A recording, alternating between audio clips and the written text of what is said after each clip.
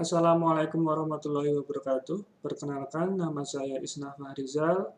Di kelas 10, saya mengajar mata pelajaran desain grafis.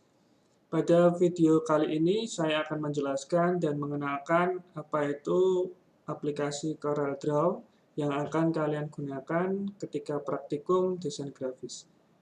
Aplikasi CorelDRAW merupakan salah satu aplikasi pengolah gambar yang biasa digunakan dalam pembuatan karya desain seperti poster, kemudian background, wallpaper, pamflet, spanduk, dan lain-lain. CorelDRAW merupakan aplikasi pengolah gambar berbasis vektor. Apa itu vektor? Bisa kalian baca lagi di materi yang saya share di Google Classroom tentang materi ilustrasi. Di sana ada perbedaan antara bitmap dan juga vektor. Selanjutnya saya akan memperlihatkan tampilan dari CorelDRAW dan penjelasan singkat mengenai fitur-fitur yang ada di dalam CorelDRAW. Ini merupakan tampilan awal dari CorelDRAW. Saya akan sedikit menjelaskan beberapa bagian yang ada di dalam CorelDRAW. Perhatikan kursor yang ada di layar. Yang paling atas ini namanya title bar. Ini menunjukkan file yang sedang kalian gunakan. Nah, ini lembar kerja yang kita gunakan masih bernama Untitled Strip 1. Ini menunjukkan juga versi CorelDRAW yang sedang kalian buka. Kemudian di bawahnya ada menu bar. Ini namanya menu bar. Di bawahnya ada standar bar. Ini standar bar. Kemudian di bawahnya lagi, ini adalah property bar. Kemudian di sebelah kiri layar, ini ada beberapa icon-icon kecil. Ini namanya toolbox atau alat-alat yang biasa kita gunakan standar.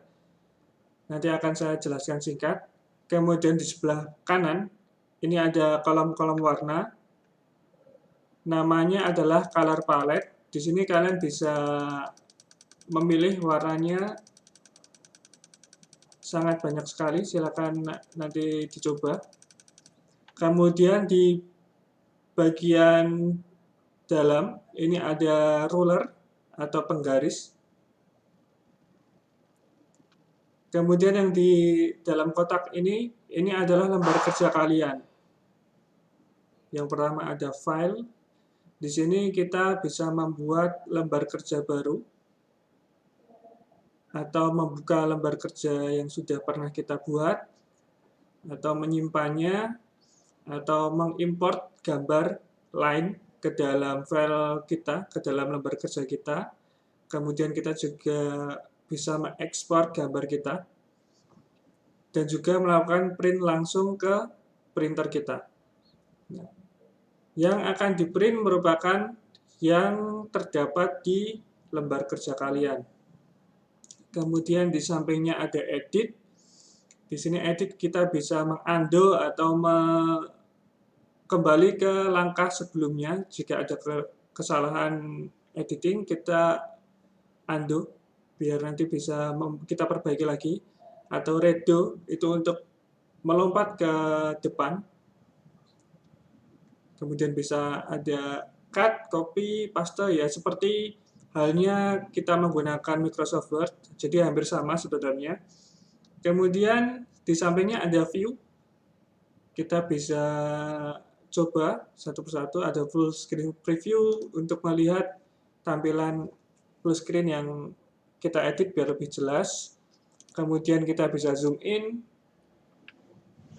kita bisa zoom out. Kalau kita pengen detail, biasanya kita zoom in gambar yang kita edit. Kita juga bisa menambahkan grid. Ini yang namanya grid, kotak-kotak bantuan, agar nanti lebih presisi dalam mengeditnya. Kita juga bisa menghapus rulernya yang tadi. Rulernya kalau kita terganggu bisa kita hilangkan, jadi tidak ada rulernya. Tapi kalau kita pengen menambahkan rulernya, kita klik lagi. Di sampingnya ada layout.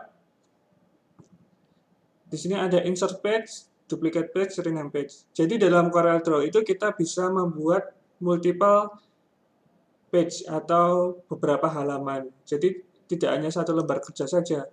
Kita bisa melakukan editing.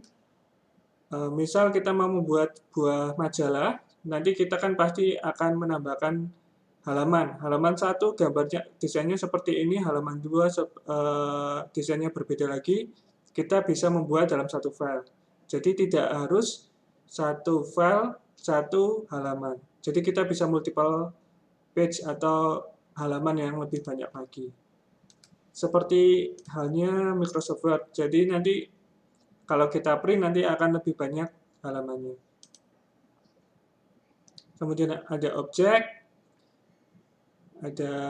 selanjutnya ada efek-efek yang bisa kita gunakan dari 3D sampai point laser. Nanti kita praktekkan ketika praktikum di lab. Nanti kita coba satu persatu. Kemudian ada mode, ada bitmap, kemudian ada teks, ada table, ada tools, Windows, dan juga help. Kemudian di bawahnya ada standard bar. Ini seperti halnya tools-tools yang sering kita gunakan. Kalau kita kesusahan dalam mencari new itu di mana, daripada kita klik file, kemudian dicari, kita bisa langsung klik dari standard bar yang ada. Ini icon open. Di sini ada penjelasan singkatnya, new, start a new document, membuat dokumen baru, membuat lembar kerja baru. Kemudian open, membuka lembar kerja yang sudah pernah kita buat sebelumnya. Jadi kalau kita belum selesai mengedit, kemudian kita simpan dulu, kita bisa melanjutkan di hari berikutnya atau waktu yang lain, tinggal di open saja. Nanti tinggal kita lanjutkan desain yang kita buat sebelumnya. Ini untuk save, menyimpan. Pastikan menyimpan dalam bentuk CDR kalau kita pengen melanjutkan lembar kerja kita di kemudian hari. Save as-nya CDR. Kita juga bisa save as dalam beberapa bentuk. Di sini ada banyak bentuk sekali. Ada CDR, ada Adobe Illustrator, yang mana nanti kita bisa melanjutkan di kemudian hari. Kita juga kasih nama, biar nanti lebih memudahkan kita dalam mengingat-ingat ini proyek yang mana, ini desain yang apa. Kemudian di sampingnya ada Open from Corel Cloud. Kalau kita menyimpannya di internet, kita bisa membuka langsung. Jadi kita bisa membuka file lembar kerja kita, tapi kita menyimpannya tidak di komputer kita, tapi di internet. Ini save to Corel Cloud, kita menyimpan lembar kerja kita ke internet. Ini adalah logo Ando. Logo Ando ini tadi letaknya ada di edit. Nah, di sini memudahkan kita daripada kita lupa Ando itu di mana, kita bisa langsung, kalau kita lupa letaknya, kita bisa langsung klik di sini. Ini redo. Kemudian ini print. Ini print untuk mencetaknya. Ini cut. Jadi kita bisa menggunakan cut di sini menggunakan Ctrl X seperti halnya kalau kita menggunakan Office atau Windows Microsoft Word. Perintahnya juga sama, kalau cut itu Ctrl X. Ini copy, Ctrl C untuk menggandakan objek. Kalau kita punya objek nanti kita coba copy. Kemudian di sini ada paste, Ctrl V. Jadi hampir sama untuk untuk penggunaannya hampir sama dengan Microsoft Word. Ini import untuk menambahkan gambar atau objek ke dalam lembar kerja kita. Di sini persenan ini adalah zoom level. Ini tampilan 25% dari tampilan sebenarnya. Kalau kita maksimalkan 100%, ini merupakan tampilan aslinya. Ini tampilan aslinya 100% seperti ini. Besarnya seperti ini. Ini batasnya. Batas. Ini full screen preview, tadi sudah dicoba, full screen preview. Letaknya tadi ada di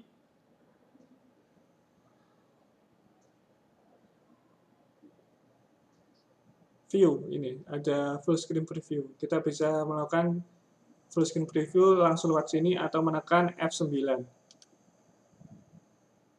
Ini show rulers. Kita bisa menambahkan rulers atau tidak di sini. Tadinya rulers ada di sini, di view, kemudian rulers. Ini ada shortcut-nya atau jalan pintasnya ada di sini.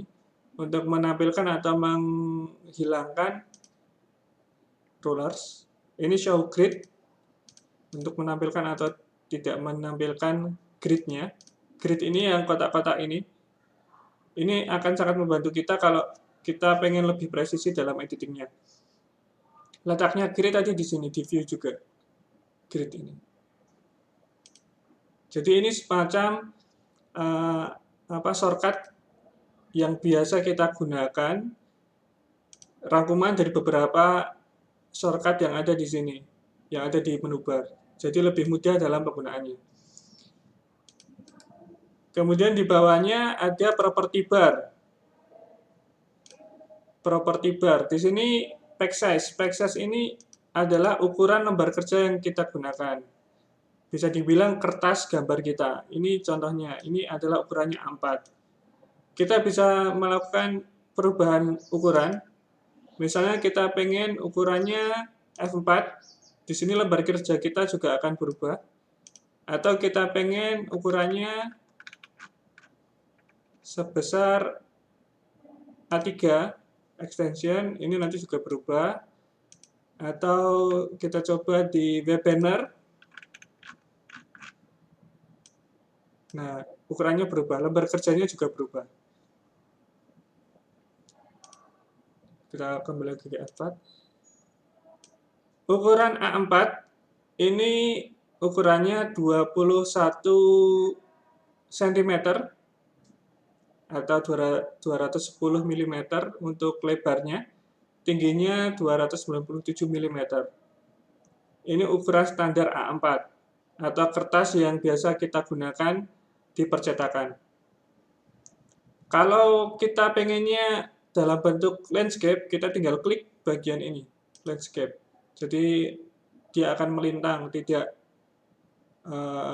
vertikal lagi, tapi dalam bentuk horizontal. Kita juga bisa mengatur seperti itu. Kalau kita pengen portrait lagi, ini dalam bentuk portrait, bentuknya seperti ini. Ini yang landscape.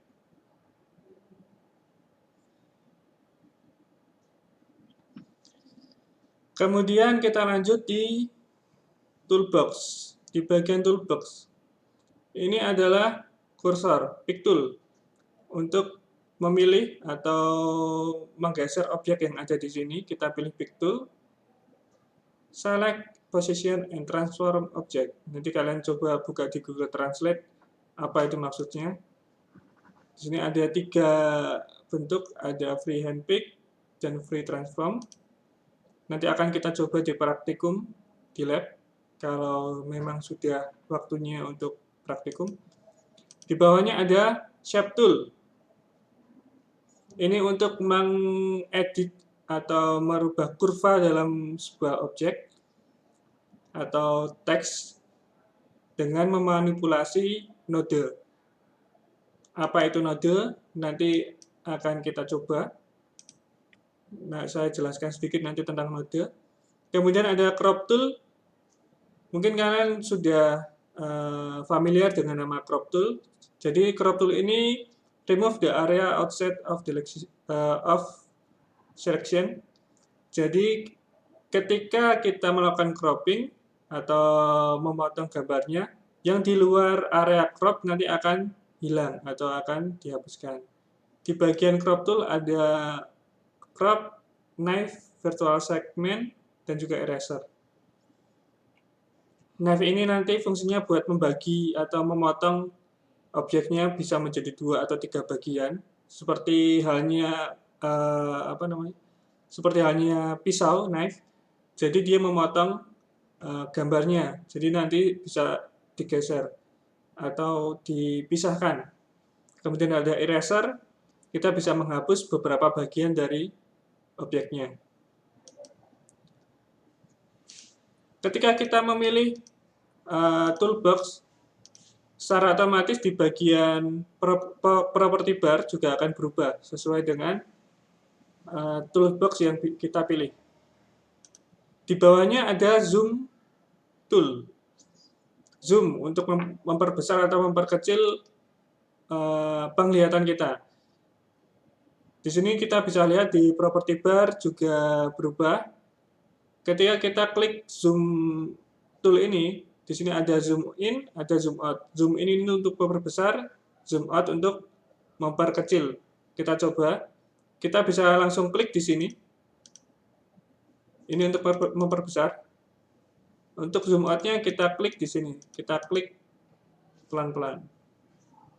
Atau kita bisa langsung scroll di mouse kita. Di mouse itu kan ada dua tombol, klik kanan sama klik kiri, di tengahnya ada semacam roda itu. Kita geser-geser rodanya, kita scroll, itu nanti akan zoom out atau zoom in. Kemudian di bawahnya ada freehand tool. Ini fungsinya untuk membuat garis. Freehand tool ini untuk membuat sebuah garis. Kita bisa membuat garis atau seperti ini.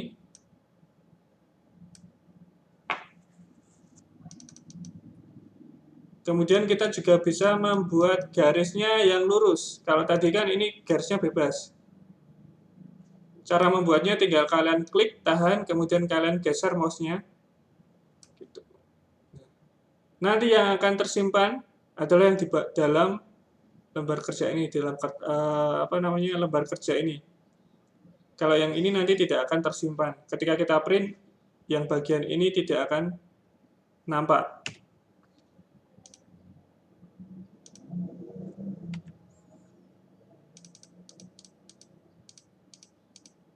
Kemudian ada two point line. Di sini kita bisa membuat garis lurus. Caranya membuatnya kita klik, kemudian tahan, kita geser. Di sini garisnya yang kita buat lurus. Jadi tidak ada lengkungan. Kalau yang tadi kan kita bisa bebas membuatnya. Kalau yang ini hanya two point line, hanya lurus. Nggak bisa kita edit melengkung-melengkung, nggak bisa. Kemudian bezier. Bezier ini cara membuatnya juga hampir sama dengan two point line. Bedanya, kita tinggal klik, nggak usah ditahan kliknya, klik 2 kali, seperti ini nanti akan membuat satu garis secara otomatis. Nah, seperti itu. Kemudian pen. Besok ketika praktek, kita coba satu persatu dari toolbox. Karena banyak sekali yang bisa kita gunakan. Nah, ketika kita memilih toolbox freehand tool, di sini juga akan berubah properti bar-nya. Kita bisa mengatur tebal atau tipisnya garis yang akan kita buat. Contohnya 10 px. Nah, ini contohnya 10 px. Ini 25 px. Ini 10 px ya. Kemudian kita coba yang 25 px. Ini 25 px. Hairline. Kita klik dulu. Kita pilih pakai ini, pick tool. Kita pilih objeknya, kita rubah ukurannya jadi hairline, jadi lebih tipis. Kemudian 2 px. Kemudian kita coba lagi 8 px. Akan ada perbedaan ukuran nanti. Nanti disesuaikan dengan ukuran yang kita butuhkan. Kemudian kita bisa mengatur line style atau style dari garis yang akan kita buat. Kita bisa buat seperti ini. Kita bisa buat model titik-titik seperti ini. Jadi akan ada banyak pilihan. Menyesuaikan desain yang akan kalian buat nantinya. Seperti itu untuk garis. Di materi juga bisa kalian baca lagi. Di materi tata letak, materi tentang garis, nanti kalian coba lagi, baca lagi ulang. Ini artistic media. Ini untuk membuat kaligrafi atau garis yang lebih artistik. Contohnya ini, kita bisa membuat garis-garisnya. Kita bisa mengaturnya di sini stylenya. Kalau tadi stylenya kan cuma titik-titik, kemudian putus sambung, garis putus sambung. Kalau ini kita lebih banyak modelnya, kaligrafi. Kita juga bisa memilih ini brush, model-model seperti brush. Ini sprayer atau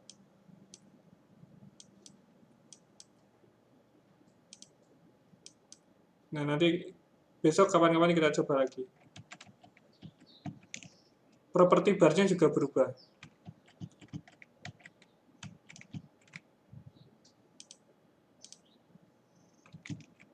Kemudian di bawahnya ada rectangle tool.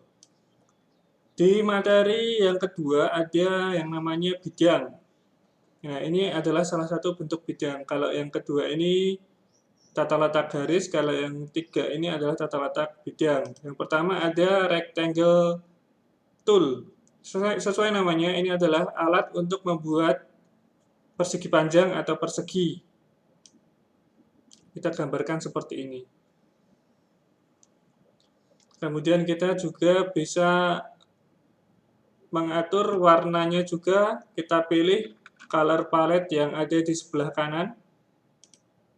Kita juga bisa memberikan warnanya. Color palette-nya ini. Banyak pilihan yang bisa kita gunakan. Itu. Kemudian kita untuk properti bar-nya juga berubah. Di sini 10 px merupakan garis tepinya yang hitam ini. Ini ukuran garis tepinya 10 px. Kalau kita ganti hairline, garis tepinya juga bakal lebih tipis. Kalau kita kasih 0, tidak ada garis tepi. Kalau 25 px, ya, garis tepinya tebal. Garis tepinya juga kita bisa edit menggunakan line style-nya bermacam-macam. Jadi sesuai kreasi kalian nantinya. Kemudian di sini ada pengaturan corner atau sudutnya. Kita bisa mengatur sudutnya. Kalau kita nggak pengen sudutnya siku seperti ini, kita pengen lebih melingkar, kita bisa pilih ini. Round corner-nya kita klik, kemudian kita perbesar milimeternya. Kita perbesar ukurannya. Misalnya kita pengen 10 cm. Nah, contohnya. Nanti akan untuk cornernya seperti ini. Akan lebih membulat.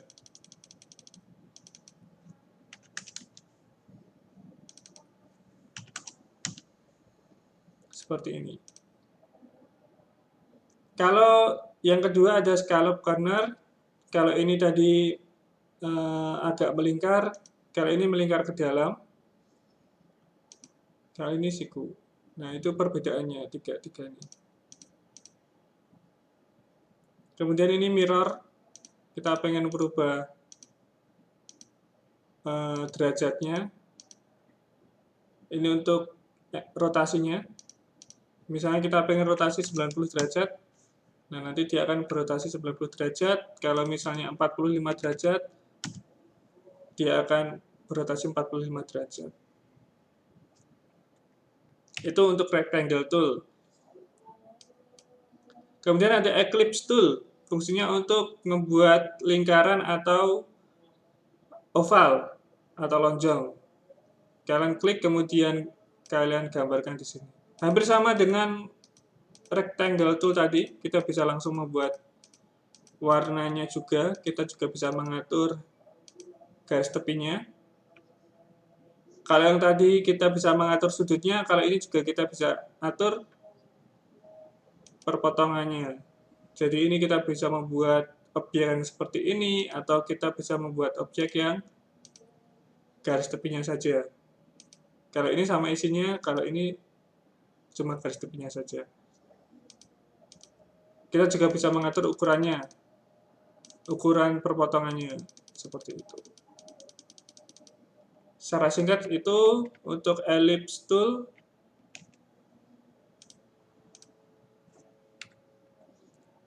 Di bawahnya ada polygon tool atau membuat segi banyak. Segi yang lebih banyak. Ini segi 5. Kalau kita pengen membuat segi 4, tinggal kita geser. Ini segi 3, tinggal kita perbanyak di sini, di property bar-nya. Kita bisa bikin segi yang lebih banyak lagi. Ini ada 24 segi. Ada segi 24. Kita pengen segi 7, ini bisa langsung otomatis bikin segi 7. Sama seperti rectangle sama oval tool tadi, yang membedakan hanya kalau yang polygon tool ini untuk sudutnya yang lebih banyak. Di bawahnya ada text tool. Ini untuk menambahkan tulisan atau teks ke dalam lembar kerja kita. Di property bar juga akan berubah. Kita juga bisa mengedit jenis fontnya seperti halnya di Microsoft Word. Kita blok, kemudian kita ganti ukurannya juga bisa, underline juga bisa, bold juga bisa. Nah, ini yang membedakan tadi, mirror horizontal. Kalau kita mirror, ini akan ke flip ke arah sebaliknya. Horizontal. Kalau yang ini vertikal. Jadi yang bawah jadi atas, atas jadi bawah. Ini kita juga bisa mengatur sudutnya.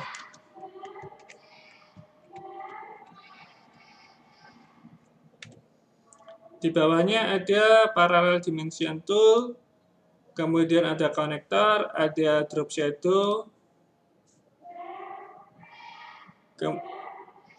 ini untuk menambahkan bayangan, kemudian ini ada transparency tool, ada color eyedrop tool.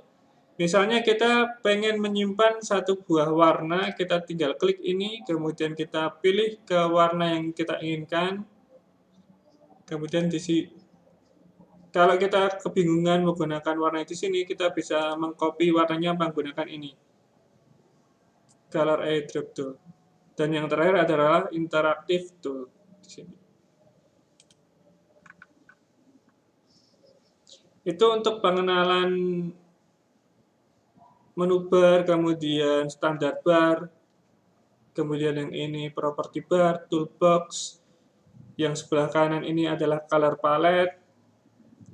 Itu nanti untuk selanjutnya, untuk tingkat lanjutnya akan lebih mudah lagi kalau kita praktek langsung. Jadi untuk pengenalan aplikasi CorelDRAW ini dulu.